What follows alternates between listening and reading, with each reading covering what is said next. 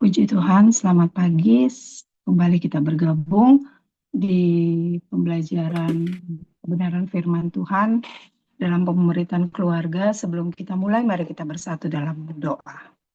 Terima kasih Tuhan Yesus untuk semua kemurahan-Mu dalam kehidupan kami Tuhan. Dalam istirahat malam kami Engkau sudah sertai dan Engkau sudah bangunkan kami dengan tubuh sehat. Kuat lagi yang baru daripada-Mu untuk kami boleh terus menikmati kemurahan-Mu, anugerah-Mu, damai sejahtera-Mu, sukacita-Mu Tuhan Yesus di sepanjang hari ini. Kami menyerahkan tubuh jiwa roh kami ke dalam tangan-Mu Tuhan Yesus. Biar apa yang kami lakukan, biarlah semua tentang Engkau dan untuk kemuliaan nama-Mu. Terpuji-pujilah Engkau ya Tuhan Yesus. Terima kasih Tuhan, ampuni segala salah dosa kami dari setiap perkataan, pikiran, perbuatan kami Tuhan. Ampuni, biar salib-Mu yang luar biasa Engkau sudah beri buat kami, itu boleh menjadi fokus hidup kami di sepanjang hari, kami menikmati hidup Tuhan Yesus daripada-Mu. Terima kasih Tuhan. Saat pagi hari ini Tuhan Yesus, kembali kami memohon, meminta kepada-Mu, berikan kami roh pengertian hikmat daripada-Mu dalam kami mendengarkan setiap firman-Mu Tuhan, setiap pembelajaran kebenaran firman-Mu tentang pemuritan keluarga. Tuhan tolong kami, pimpin ibadah Zoom kami Tuhan. Biar apa yang kami lakukan tentang Engkau, bukan tentang kami. Biar rutinitas ini bukan kesia-siaan Tuhan, tapi biarlah mendatangkan kemuliaan untuk nama-Mu. Terpuji-pujilah Engkau ya Tuhan Yesus. Kami berdoa buat hamba-Mu yang akan memaparkan kebenaran firman-Mu. Kami percaya urapan hikmat-Mu selalu menyertai hamba-Mu Tuhan Yesus. Kami semua yang akan mendengarkan secara online maupun offline, kami percaya Engkau memberkati kami semua. Terima kasih Tuhan. Kami serahkan Tuhan Yesus pembelajaran ini ke dalam tangan-Mu dan kami peralaskan doa ini hanya dalam nama Tuhan Yesus Kristus. Haleluya. Amin. Puji Tuhan, kita bersyukur buat hari yang sudah Engkau Tuhan Yesus beri bagi kita. Segala hormat, pujian, syukur bagi Tuhan Yesus.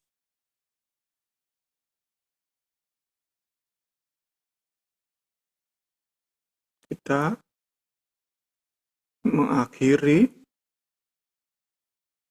pemuritan keluarga.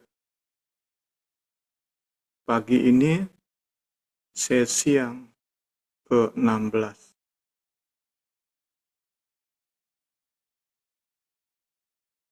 Kita mengakhiri sesi atau pembahasan parenting. Kita mengakhiri pagi ini pembahasan parenting. Total 16 sesi yang kita mulai di 18 Juli.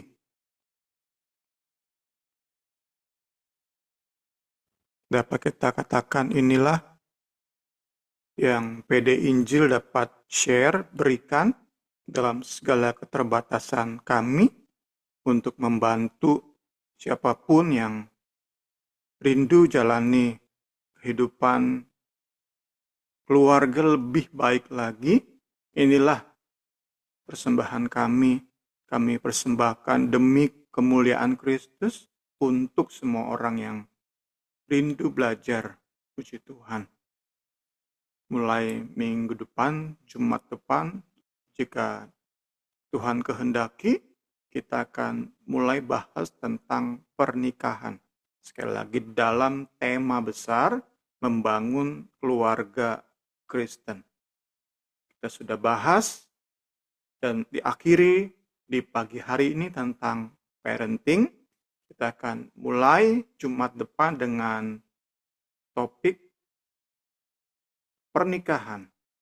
Diawali dengan topik persiapan pernikahan. Itu kita akan mulai Jumat depan, puji Tuhan. Pemuritan keluarga, kerangkanya ada 4. Keteladanan,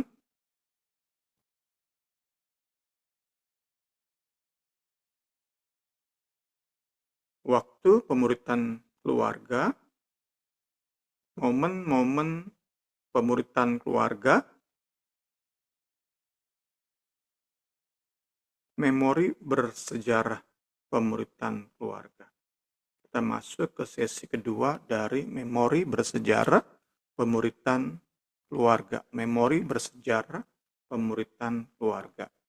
Kita awali dengan kembali melihat Tuhan Yesus yang memberi teladan dalam hal mengajari murid-murid. Ia pun menggunakan memori bersejarah. Diawali dengan partisipasi Kristus dalam berbagai tradisi agama dan memori-memori bersejarah bangsanya, bangsa kelahirannya, bangsa Israel, bangsa Yahudi.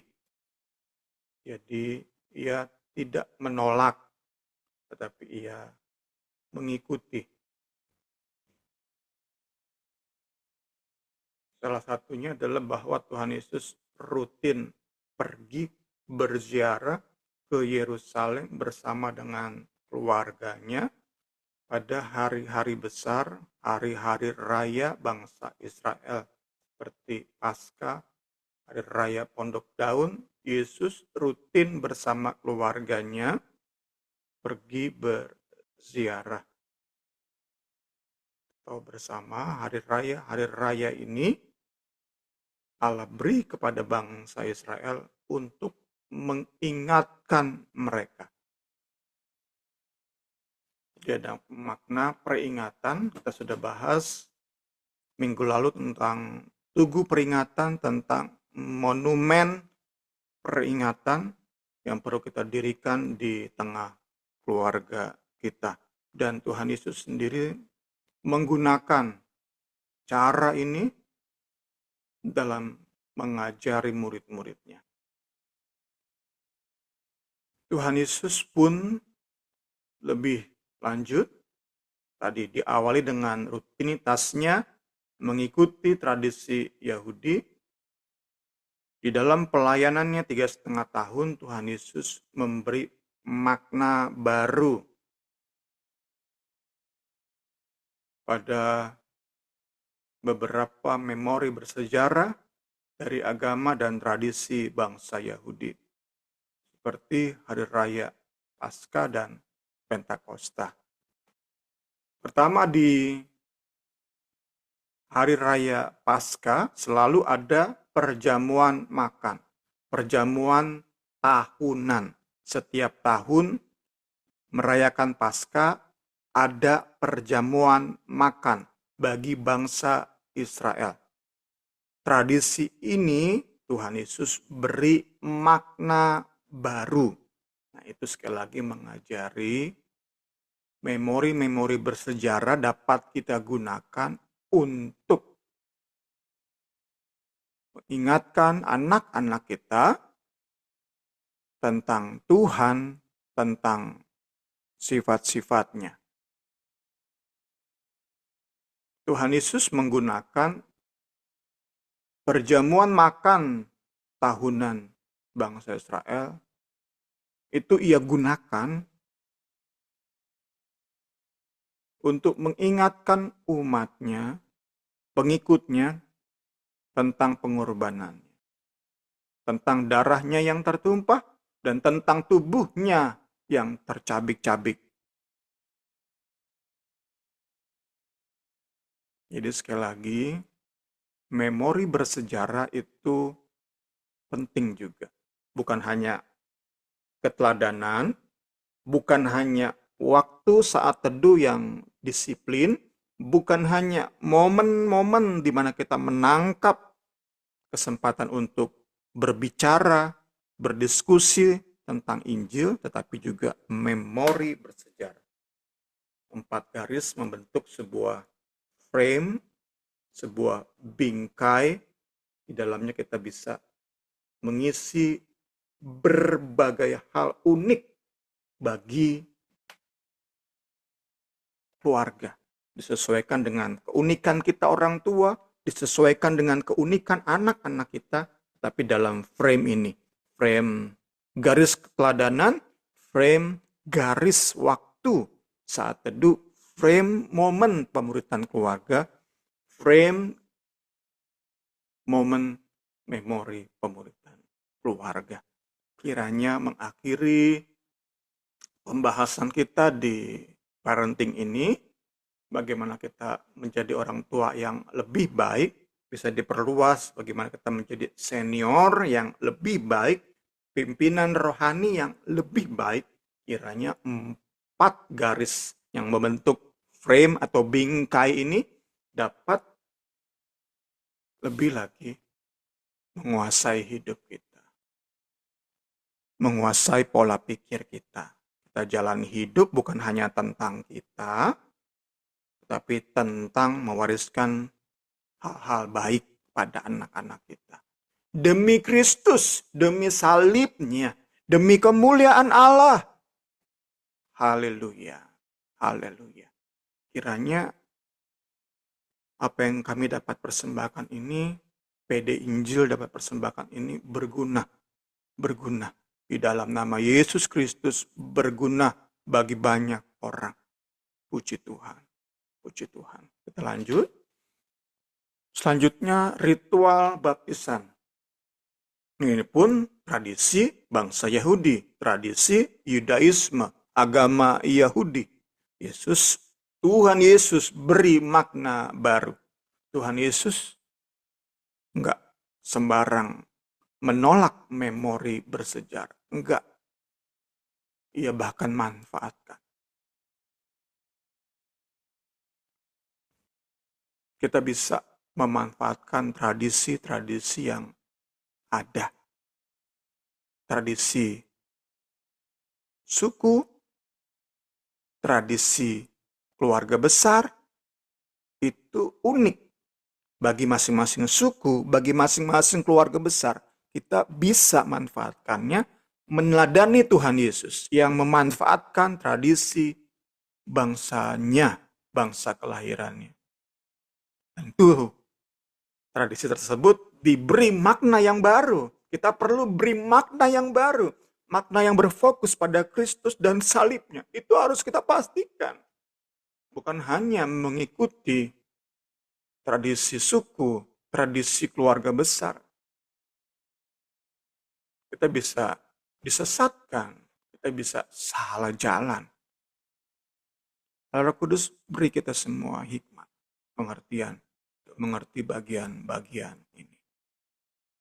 Dalam hal memberi makna baru terhadap ritual baptisan, Tuhan Yesus beri simbol,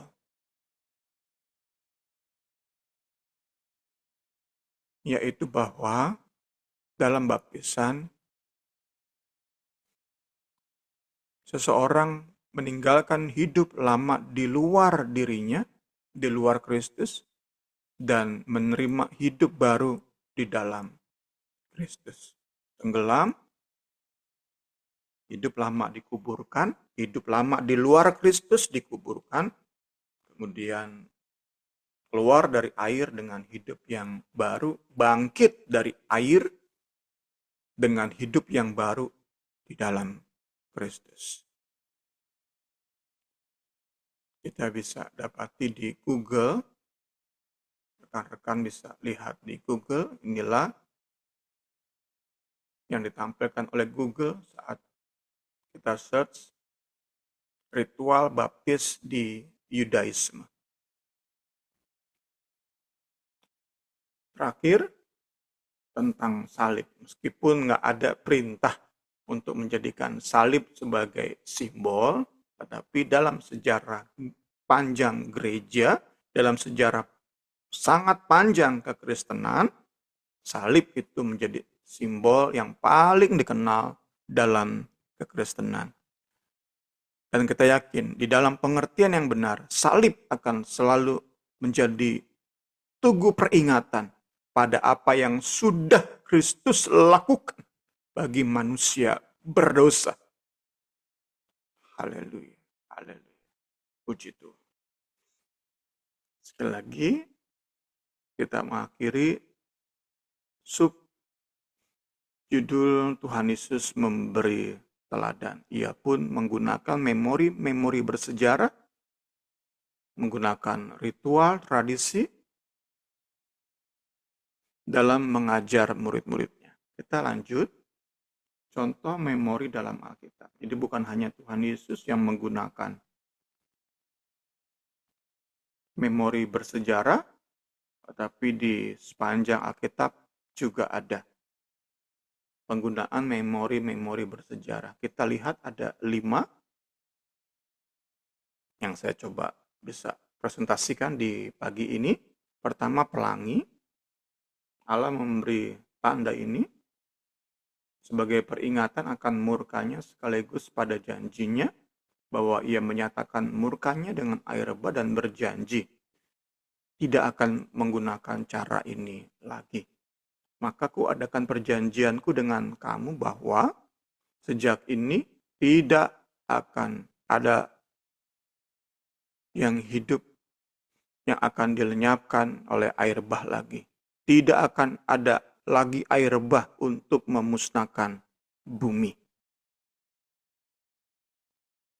Jadi pelangi pertama mengingatkan bahwa Tuhan bisa murka. Kedua mengingatkan janji bahwa ia nggak akan murka dengan air bah lagi.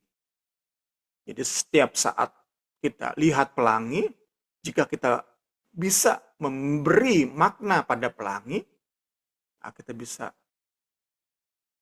dapat 2 poin. Selanjutnya, mezbah persembahan. Ini pun menjadi tugu peringatan, menjadi tanda yang Alkitab beri. Mezbah persembahan. Allah minta mezbah didirikan untuk menghormatinya, untuk memperingati apa yang sudah ia lakukan, dan untuk memperingati, mengingatkan kita, khususnya dalam konteks PL, bangsanya, bangsa pilihannya, tentang siapa dia. Kita lihat 3 bagian dalam menjelaskan poin kedua ini. Pertama dari Kejadian 12, Tuhan Yesus. Tuhan menampakkan diri kepada Abraham dan berfirman, aku akan memberikan negeri ini kepada keturunanmu. Maka didirikannya di situ mezbah bagi Tuhan yang telah menampakkan diri kepadanya. Kemudian ia pindah dari situ ke pegunungan di sebelah timur Betel, yang memasang kemahnya dengan Betel di sebelah barat dan Ai di sebelah timur. Lalu ia mendirikan di situ mezbah bagi Tuhan dan memanggil nama Tuhan. Mezbah didirikan untuk terus mengingatkan umat Allah untuk selalu memanggil Allah, memanggil Tuhan di dalam segala situasi. Mezbah seperti sedang berkata, ayo panggil Tuhan, ayo terus berseru kepada Tuhan. Kamu gak akan dikecewakan, kamu gak akan dipermalukan.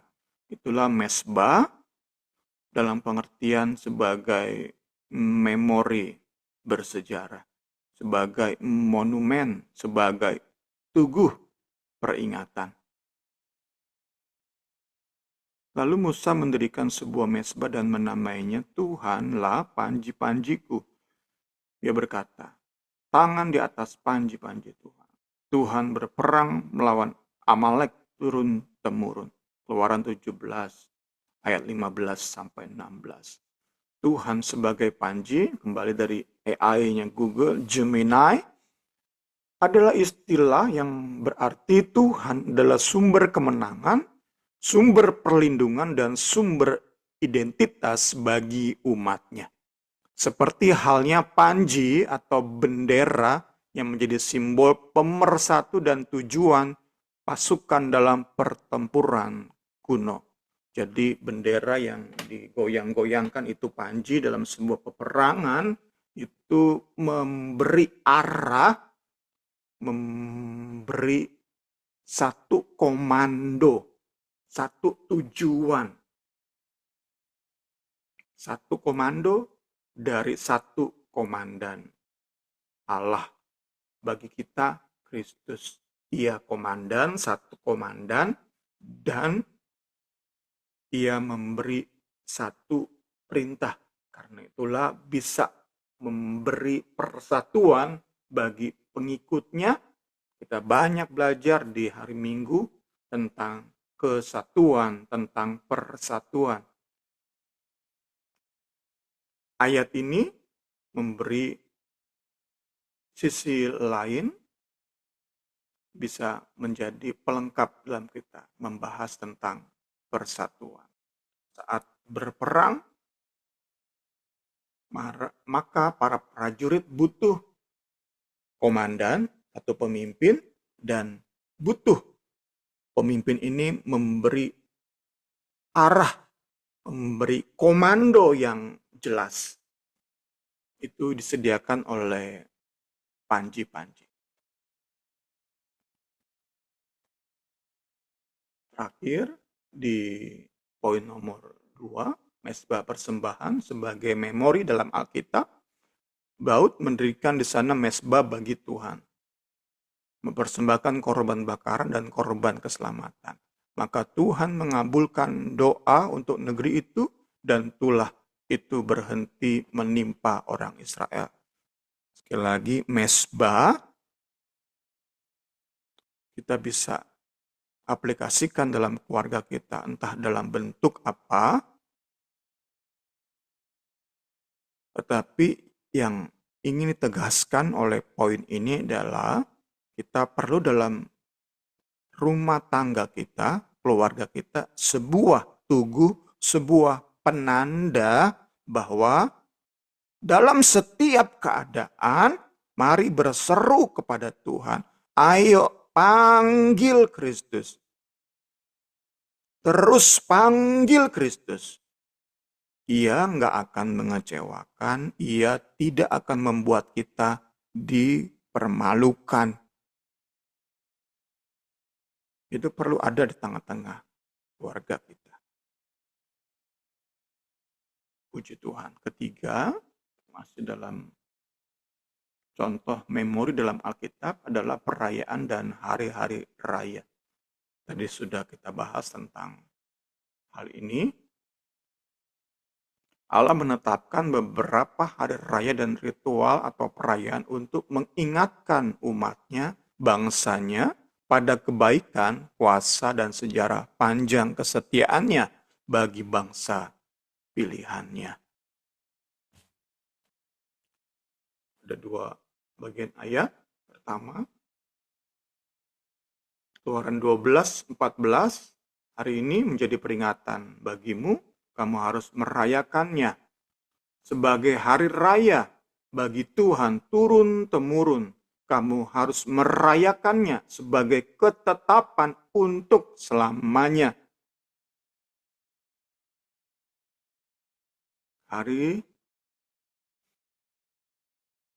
Paskah, contohnya, Allah beri untuk jadi alatnya, alat Tuhan.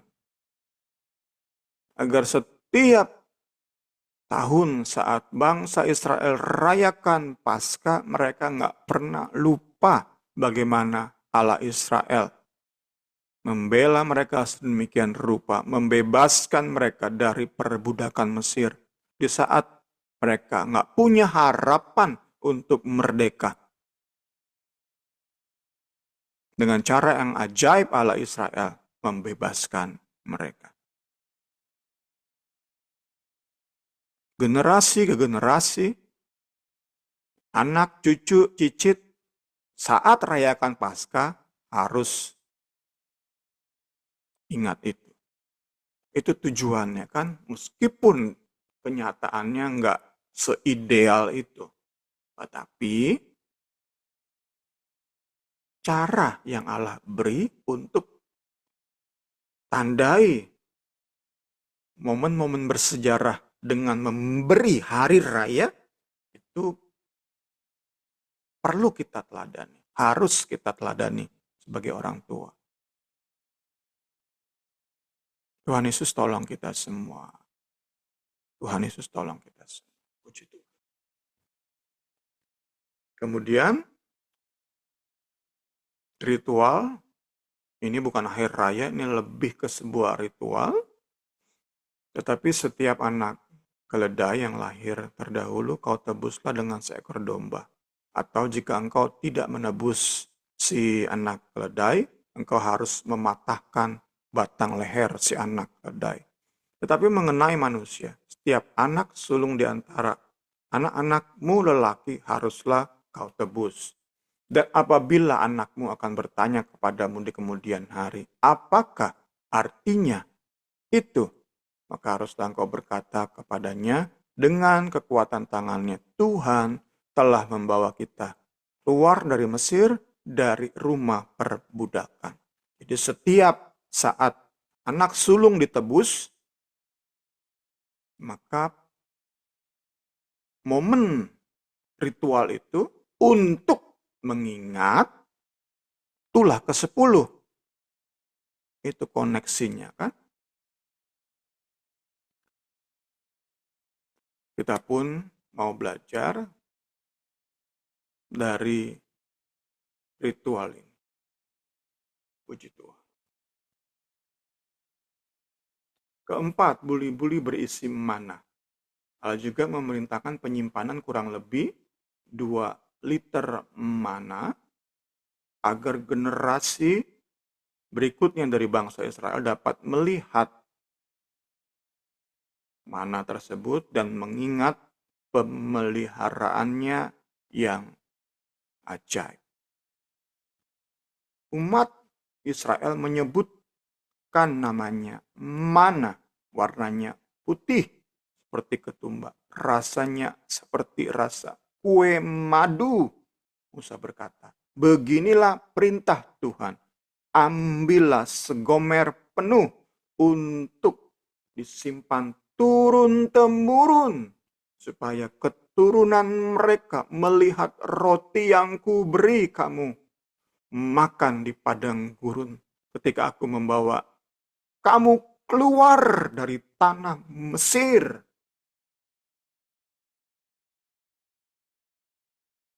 Saat anak-anak kita jalani masa depan, pasti ada saat mereka mulai meragukan pemeliharaan Tuhan, mulai ragukan kesetiaan Tuhan. Memori bersejarah yang kita wariskan kepada mereka kiranya dapat membantu mereka. Enggak lupa bahwa Allah sudah pelihara,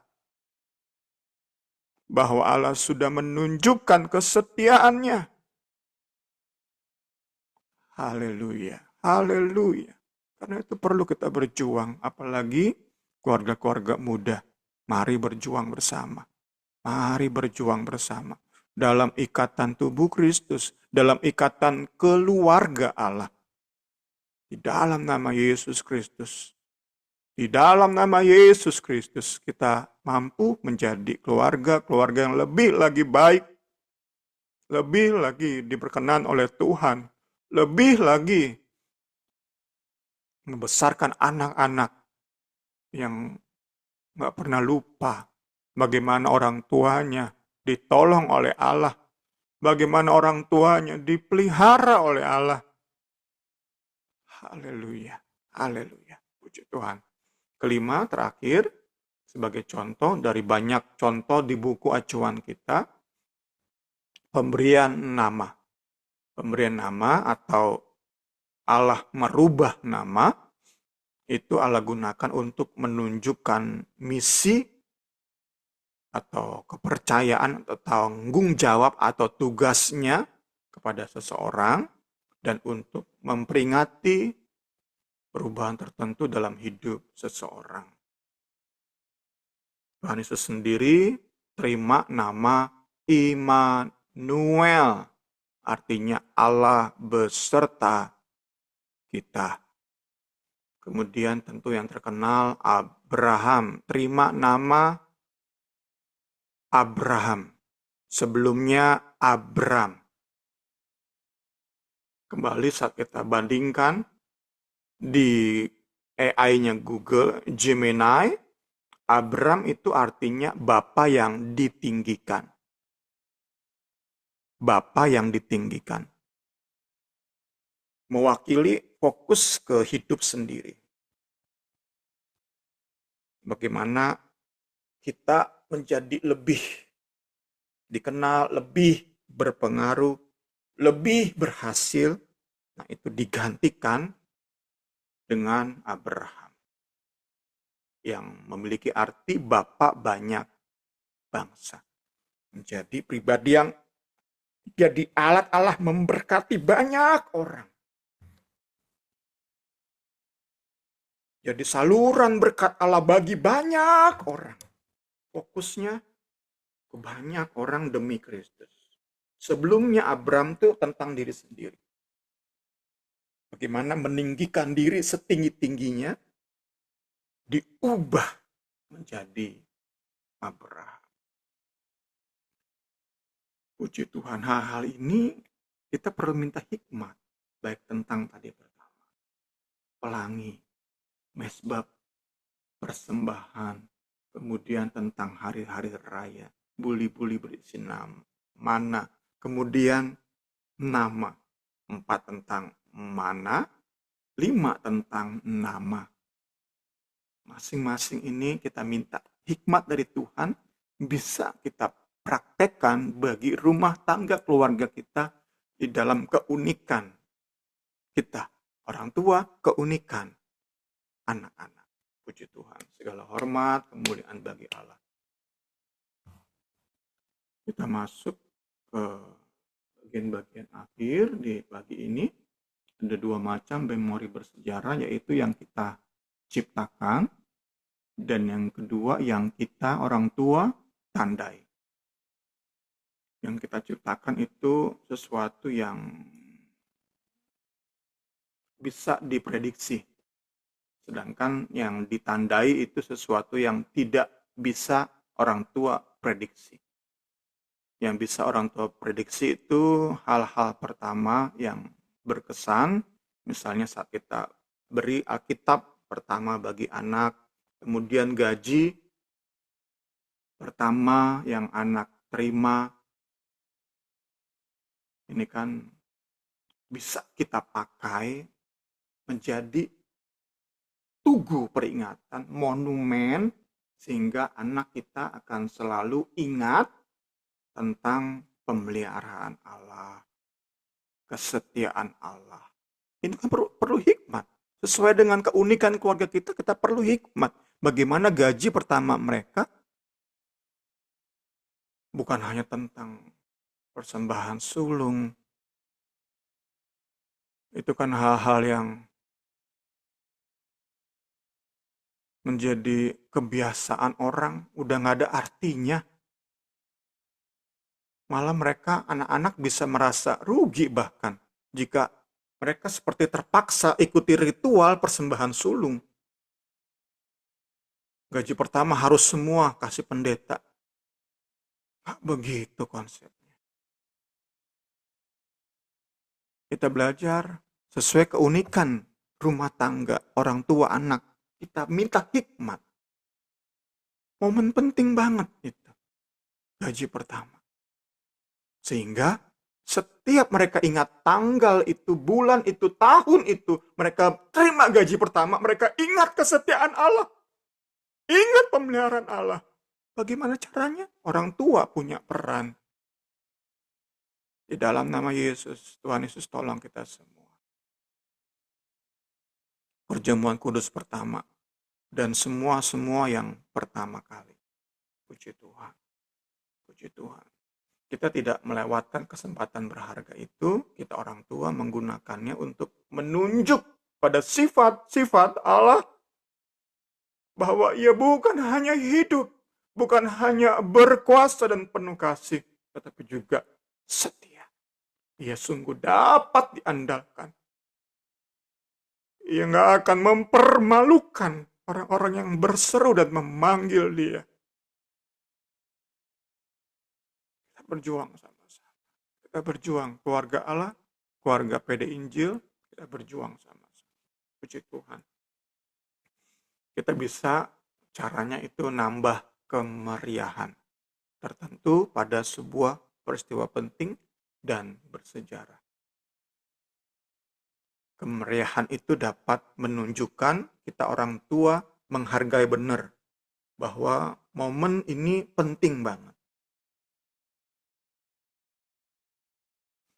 Tapi sekali lagi, jangan hanya jadi ritual makan sama-sama dengan si anak yang terima gaji pertama. Contoh, enggak seperti itu. Enggak tentang ritual. Tetapi bagaimana orang tua bisa menggoreskan kenangan mendalam tentang sifat-sifat Allah. Oh, haleluya. Roh Kudus tolong kita. Contohnya, pesta makan bersama, doa bersama, tumpang tangan, beri kata sambutan, tulis puisi, bercerita, bernyanyi, beri hadiah, atau melakukan dokumentasi. Kita perlu kreativitas dalam melakukan hal-hal ini. Tujuannya tadi, prinsipnya kan sudah kita sama-sama berusaha pelajari, beri kesan mendalam. Bukan justru meninggalkan kesan menyakitkan.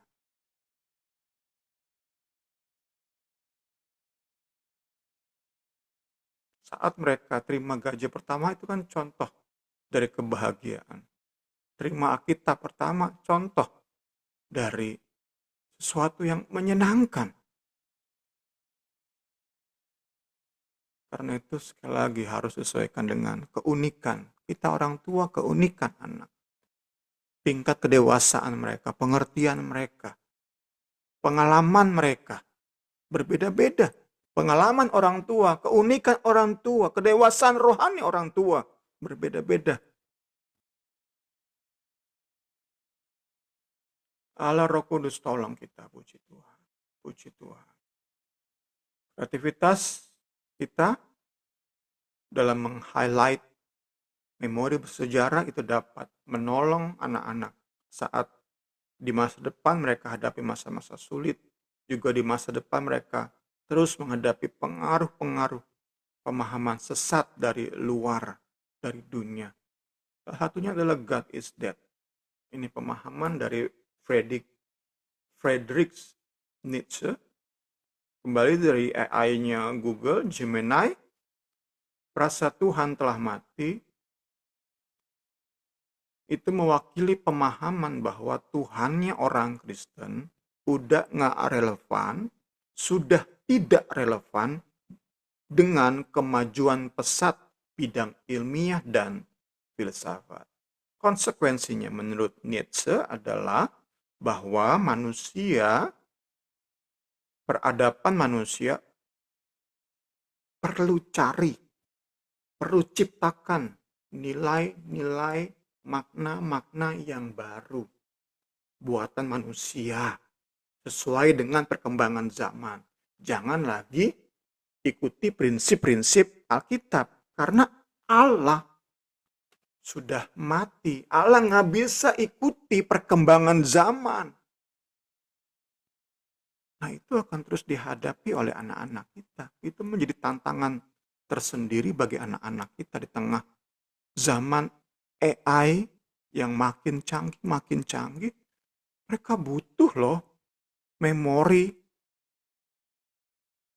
Mereka butuh loh monumen, tugu peringatan tentang sifat-sifat Allah, tentang kesetiaan Allah. Ia bukan hanya Allah yang hidup, penuh kuasa, penuh kasih, tetapi ia juga setia. Janjinya kita pegang, pasti ia genapi. Firmannya, perintahnya, larangannya, kita ikuti, pasti. Ia sertai dengan penggenapan firmannya. Nah, pemahaman-pemahaman sesat dihadirkan kepada anak-anak kita. di tengah perkembangan pesat teknologi. Orang tua perlu mewariskan, puji Tuhan. Terakhir adalah menandai memori bersejarah. Orang tua menandai pekerjaan Tuhan dalam keluarga. Dalam hal ini, pekerjaan Tuhan yang belum atau tidak diketahui kapan terjadinya. Jadi tadi yang pertama, menciptakan itu sesuatu yang orang tua bisa prediksi, sedangkan menandai sesuatu peristiwa yang orang tua nggak bisa prediksi. Contohnya ketika anak-anak lahir baru, ketika anggota keluarga meninggal, ketika anggota keluarga menerima diagnosa penyakit yang mematikan. Contoh ketika keluarga mengalami masa-masa kelam, masa-masa terberat, orang tua dapat memberikan tugu peringatan lewat kebenaran-kebenaran yang dikeluarkan oleh orang tua, diperkatakan oleh orang tua di momen-momen tersebut. Contoh saat kami berusaha menguatkan Jefta yang belum dapat kerja setelah berusaha beberapa kali, kami berusaha memberi perkataan yang menguatkan. Keluarga kita masing-masing akan melewati masa-masa kelam, hadapi masalah-masalah terberat. Kita lihat 2 ayat, terpujilah Allah Bapa, Tuhan kita Yesus Kristus, Bapa yang penuh belas kasih, Allah sumber segala penghiburan, yang hibur kami dalam segala penderitaan kami, sehingga kami sanggup menghibur mereka yang berada dalam bermacam-macam penderitaan, dengan penghiburan yang kami terima sendiri dari Allah. Jadi kita lihat momen-momen bersejarah itu nggak hanya tentang pesta,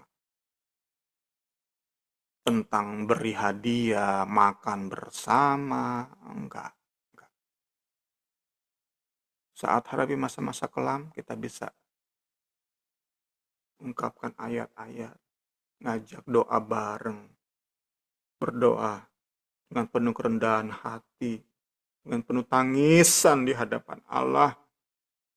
Itu memberi juga memori-memori bersejarah bagi anak-anak kita. Tertanam di memori otak mereka. Nggak mudah mereka lupakan.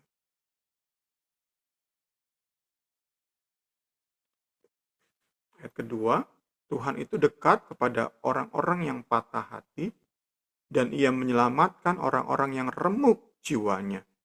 Kemalangan orang benar banyak, tetapi Tuhan melepaskan dia dari semuanya itu. Ia melindungi segala tulangnya, tidak satupun yang patah. Juga merupakan ayat-ayat yang memberi pengharapan, memberi jaminan, memberi kekuatan di saat kita hadapi kemalangan, kita hadapi masalah. Puji Tuhan. Ini saat kita hadapi masalah, contohnya tadi saat ada anggota keluarga, ada orang-orang terdekat kita, terima vonis penyakit mematikan, itu contoh kita hadapi masalah-masalah terberat. Juga ketika anggota keluarga ada yang meninggal, orang tua dapat menandai dengan menceritakan kenangan yang baik dari almarhum atau almarhumah, dan orang tua dapat saling memberi penghiburan dalam ikatan keluarga Allah. Contoh, kemarin 1 tahun meninggalnya Bapak Hengki Kaseger, kami orang-orang terdekat berdoa bersama Kakak dan anak-anak. Cara seperti itu tadi ya bukan hanya sekadar ritual, tradisi setiap tahun atau ada yang setiap bulan setelah orang terkasih meninggal diperingati, bukan tentang tradisi dan ritual verse itu sendiri, bukan. Tetapi bagaimana kita memberi kesan mendalam, menggoreskan kesan kenangan mendalam bagi anak-anak, bagi orang-orang yang kita layani, bagi junior kita. Puji Tuhan, segala hormat kemuliaan bagi Tuhan. Terakhir adalah contoh ketika anak-anak lahir baru dan karena itu mereka akan terima sakramen baptisan, maka kita orang tua perlu merayakan semeriah mungkin, memberi gambaran tentang kemeriahan surga menyambut satu jiwa. Dan kalau ia telah menemukannya, ia memanggil sahabat-sahabat, tetangga-tetangganya, serta berkata, bersukacitalah bersama-sama dengan aku, sebab dirhamku yang hilang telah kutemukan. Aku berkata kepadamu, demikian juga akan ada sukacita pada malaikat-malaikat Allah karena satu orang berdosa bertobat. Segala hormat kemuliaan bagi Kristus. Kita sudah lihat bagian-bagian kita. Apa yang bisa kami PD Injil persembahkan kiranya menolong banyak orang tua untuk menjalani parenting dengan lebih lagi berdampak bagi anak-anak. Mereka disiapkan untuk hadapi masa sulit di hidup mereka. Mereka juga dipersiapkan untuk menghadapi pengajaran sesat. Mereka dipersiapkan menghadapi pemahaman dunia yang membuat mereka mungkin meragukan bahwa Allah itu setia, bahwa Allah itu penuh kuasa, bahwa Allah itu penuh kasih, bahwa Allah itu hidup.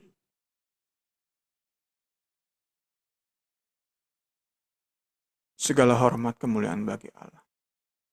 Setiap orang tua diberkati lewat 16 sesi parenting ini. Saya serahkan kembali kepada Ibu Rin. Puji Tuhan, pagi ini pembelajaran kita dalam kita memuridkan keluarga biar dalam 16 sesi ini kita boleh menjadi berkat buat banyak orang.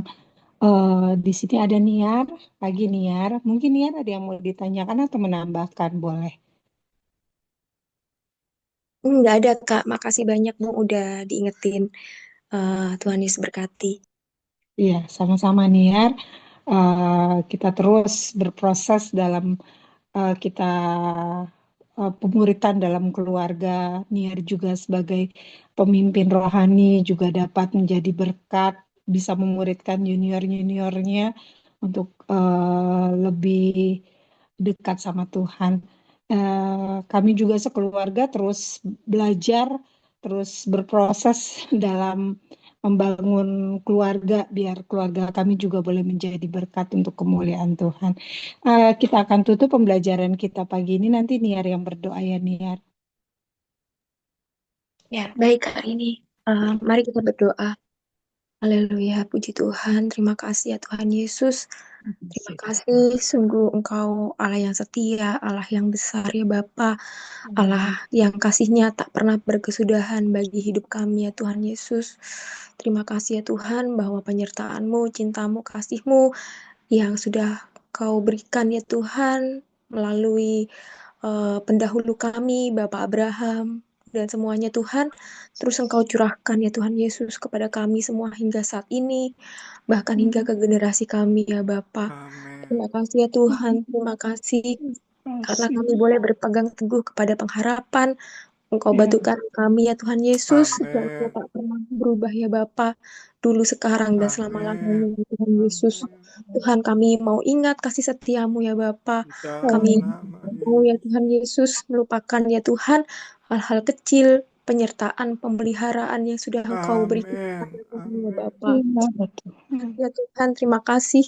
Kami rindu ya Bapa, cintamu, setiamu juga boleh ada di hati generasi kami ya Bapa. Di dalam Anak nama kami, di hati junior kami ya Tuhan Yesus Kristus. di Kami boleh ya dalam Bapa, Engkau pakai nama sebagai pengingat ya Tuhan. Yesus. Akan janji-Mu yang ajaib ya Bapa. Sebagai pengingat akan cintamu yang begitu besar ya Tuhan Yesus. Terima Haleluya. kasih ya Tuhan, terima kasih.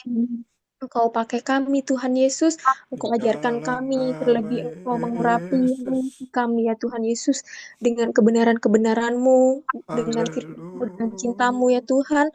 Buka mata hati kami, buka ya Tuhan Yesus, agar kami boleh lebih heran lagi mendengar, mengerti ya Tuhan Yesus, tentang karakter Tuhan, tentang segala apa ya Tuhan Yesus yang telah Kau perbuat ya Bapa.